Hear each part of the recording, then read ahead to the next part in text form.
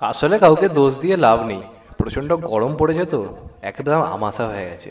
থরথর থরথর করে একদম মানে ঝলসে দিচ্ছে, মানে হেগেল হেগেল লাট বলা ভুল, পুরো ছড়িয়ে লাট করে দিচ্ছে। এর আগে সৃজিত মুখার্জি পুরো হেগে ছড়িয়েছে, কিলবিল সোসাইটি যাই হোক সেটা অন্তত পক্ষে আরও ভয়ঙ্কর অবস্থা হয়েছিল। তার কারণ প্রায় 250 টাকা টিকিট কেটে আমাকে দেখতে যেতে হয়েছিল বাড়ি থেকে অনেক দূরে, কারণ এক্সপেকটেশন বেশি হয়ে গেছিলো। এরা হাগছে জানার পরও আমি এক্সপেকটেশন এর ওপর রেখেছিলাম, যে কারণে সেই সময় দেখতে যাই। তো তারপর মানে এই সিরিজটা আমার দেখার কোনো রকম ইচ্ছে ছিল না, আমি ট্রেলার দেখেই বুঝে গেছিলাম এটা কি হবে। প্লাস এটা দেখার আরেকটা না দেখার আমার কারণ ছিল যে, প্রথম কথা না, আমি একটা সত্যি কথা বলছি, আমি প্রচণ্ড পরিমাণে মানে একটু ভয়ের পরিবেশটাকে এড়িয়ে চলার চেষ্টা করি।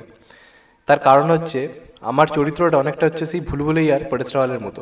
ধরো আমি একটা কিছু ভূতের সিনেমা দেখলাম, এবার আমি কোনো একটা জায়গা দিয়ে যাচ্ছি, একটা চেয়ার হয়তো হাওয়ায় দুলছে, এইভাবে ভূত বসে রয়েছে, তো আমি এরকম একটা লোক।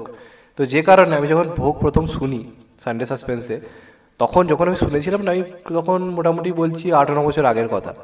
তখন মূলত MP3 যুগ ছিল, সবসময় তো অ্যাভেলেবেল ছিল না, MP3 যুগ ছিল। সেই MP3 থেকে আমি ভোগটাকে মানে জোগাড় করে অনেক কষ্ট করে কানে হেডফোন দিয়ে অন্ধকারে বসে শুনেছিলাম। দুদিন না হিসু করতে উঠতে ইচ্ছে করছিল না রাত্রির বেলা। রাত্রিবেলা বাথরুমে যেতে ইচ্ছে করছিল না অন্ধকারে, মনে হচ্ছিল যে না ভাই এখন পা ফেলা যাবে না। আমি সেই ধরনের ভীতু মানুষ, ঠিক আছে। সেই লোক কালকে রাত্রিবেলা এই সিরিজটা দেখতে বসলো।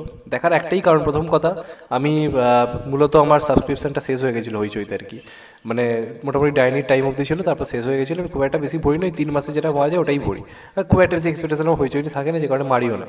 তো এবার আমার শেষ হয়ে গেছিলো। এবার ফোন নাম্বার তো দেওয়া থাকে, বারবার হোয়াটসঅ্যাপে মেসেজ চলে আসছে হইচইয়ের তরফ থেকে, কি হবে এবার, কি হবে এবার, তাড়াতাড়ি দেখো তাড়াতাড়ি দেখো। সারাক্ষণ নোটিফিকেশান পাঠিয়েই যাচ্ছে, হোয়াটসঅ্যাপে মেসেজ করেই যাচ্ছে। তো ভাবলাম চলো ভাই দেখি, রিভিউ করা কাজ, এত কিছু দেখছি এটা একবার নয় দেখিয়ে দিলাম। আর একটা ভালো ব্যাপার কি সিরিজটা, যে রান টাইমটা মোটামুটি লিমিটেশনের মধ্যে, ওই অনেকক্ষণ ধরে বসে বসে দেখে যেতে হবে এই ভুলটা অন্ততপক্ষে করেনি। যারাও বুঝেছে যে বেশিক্ষণ মানুষ এটা দেখলে মানে শিওর শর্ট কেউ না কেউ মরবে, আর মার্ডারের দায় এসে পড়বে আমাদের চরম ব্রতর উপরে। তো যে কারণে বেশি বড় করেনি। তো তারপর আমি সাবস্ক্রিপশান নিই, অলরেডি আমাকে যেমন সাবস্ক্রিপশান রয়েছে, তারপর আমি দেখি। ভাই সিরিয়াসলি বলছি, আজকে যদি মানে পরমব্রত জীবনে যদি সত্যি মানে প্রবীর বাবু বলে কেউ থাকতো না, গালাগাল দিয়ে শেষ করে দিত, পুরো নষ্ট করেছে সিরিজটাকে। আর এই লোক বড় বড় কথা বলে বিভিন্ন ইন্টারভিউতে এসে, এ রামগোপাল ভার্মা তো ইয়ে বানায়, ও তো ই বানায়, তুমি নিজে কি বানাচ্ছো ভাই? আর এটা কিন্তু ভুল কথা যে পরমব্রত ভালো পরিচালক নয়, পরমব্রত কিন্তু বেশ কিছু কাজ ভালো করেছে।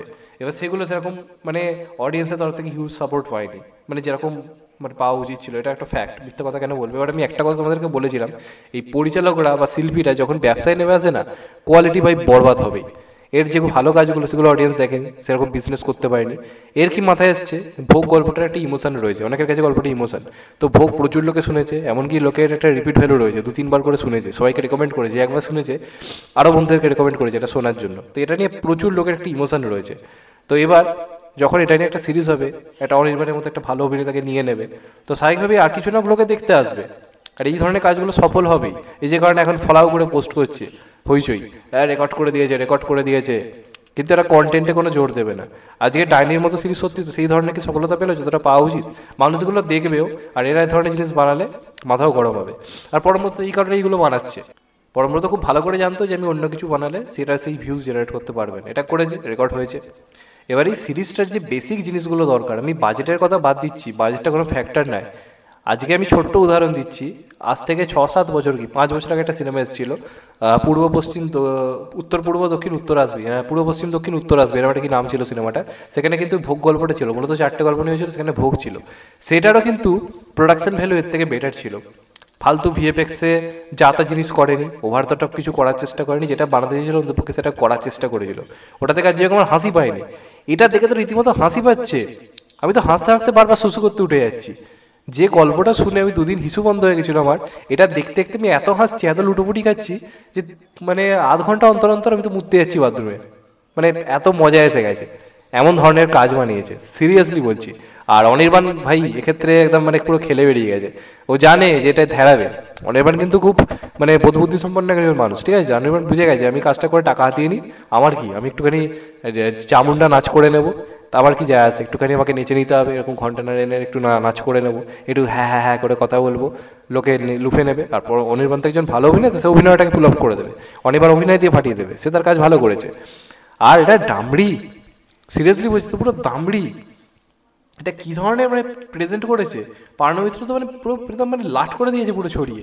কি জঘন্য অভিনয় করেছে। তাকে প্রথম কথা মানায়নি, আর সবচেয়ে একটা বড় কথা কি, এটা মানে ভুতুরে পরিবেশ সৃষ্টি করতে পারেনি। এটা ভুতুরে প্রথম থেকে জিনিসটাকে ওভার দ্য টপ রেখেছে।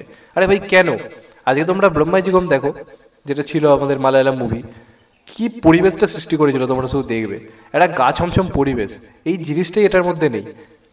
যে জিনিস শুনে আমি ভয় পাচ্ছি, সেটা যখন আমি দেখবো তখন তো আরও ভয় পাওয়ার কথা। শুনেছি তো অনেক দিন আগে, তা এতদিন পর দেখছি স্বাভাবিকভাবে একটু একটু তো 1% তো ভয় পাবো। আমার হাসি পাচ্ছে লাস্টে কি হচ্ছে ওগুলো, মানে ফিজিক্সেরও তো মা বোন এক করে দিয়েছে। আজকে সালমান খানের সিনেমায় ফিজিক্স না থাকলে সবাই কত ট্রোল করে, খিল্লি করে, বড় বড় তো হাতের কাজ বানিয়ে সেখানে ফিজিক্সের মা বোন এক করে দিচ্ছে, তখন সবাই মানে আনন্দে নাচছে। ভাই কি হলো লাস্টে ওটা, ওটা ক্লাইম্যাক্স কি জঘন্য, ভিএফএক্স আর যা তা জিনিস চলছে। এত লাস্ট শেষ কবে হেসেছি আমার মানে সিরিয়াসলি মনে নেই। আমি জানি না এরা কি করে এত বড় বড় কথা বলে নিজেদের, মানে কি এটাই হয় জানেন তো, যে মানে যে অন্যকে ছোট করে, অন্যের সমালোচনা করে, আলটিমেটলি নিজের সেই কাজগুলো করার সময় এই অবস্থাই তাদের হয়। আগে নিজে আমি কি করতে পারছি, আমার কতটা ক্যাপাবিলিটি রয়েছে সেটা করি, তারপর তুমি অন্যের সমালোচনা করবো। যে জনরাতে আমি কাজ করতে পারবো না, আর আমি যখন জানি আমার সেই বাজেট নেই, সেই জিনিস আমি ক্রিয়েট করতে পারবো না, তাহলে আমি কেন করবো এগুলো? ওই কারণ একটাই, লোকে দেখবে। তো একটা অখাদ্য সিরিজ হয়েছে, ডাইনির পরে বলা যেতে পারে হয়েছিল একটা বিগেস্ট ডাউনফল, এটা কিছু বলার নেই। আর অডিয়েন্স এটাকে লুপছে, মানে দেখছে, এর থেকে দুঃখের আর কি হতে পারে। এর থেকে ডাইনিটা অনেক বেটার ভিউজ ডিজার্ভ করতো, কিন্তু সেটা করেনি, আর এটা করবে, রেকর্ড করছে রেকর্ড। আর এই জন্যই পরমূলত এরপরে এর থেকে একটা খাজা কাজ বানাবে, এরকম ইমোশনকে কেন্দ্র করে চলে হয়ে যাবে। এই যে কিল বিল সোসাইটিতে হিট তো হয়েছে, এই তো অবস্থা। যাই হোক, তোমাদের এটা নিয়ে কি মতামত অবশ্যই জানিও। চ্যানেলটা নতুন হলে চ্যানেলটা সাবস্ক্রাইব করে দিও and get the bell icon. ভালো থেকো সবাই, টেক কেয়ার, নমস্কার, আবার দেখা হবে। এখন তো বাই, সবাই ভালো থেকো, সুস্থ থেকো, নমস্কার, টেক কেয়ার, আবার দেখা হবে, ভালো থেকো।